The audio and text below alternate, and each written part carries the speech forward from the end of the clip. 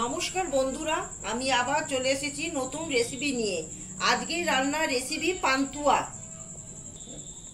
প্রথমে ময়দা 1 কাপ, আমুল দুধ 1 কাপ, বড় এলাচ 2টো, খাবারের সোডা 1/2 চামচ, 1 চামচ মটন ঘি, সব উপকরণগুলি ভালো করে দুধ দিয়ে মেখে নিতে হবে।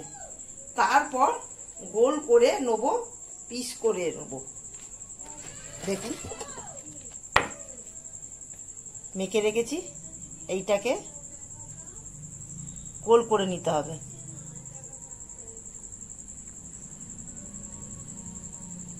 সাদা তেল দিয়ে ভাজতে হবে। কড়াতে আমি সাদা তেল দিয়েছি, দিয়ে আমি ভাজবো। বন্ধুরা, আমার পান্তুয়া হয়ে গেছে। ভিডিওটি ভালো লাগলে লাইক, শেয়ার, সাবস্ক্রাইব করবেন। টাটা।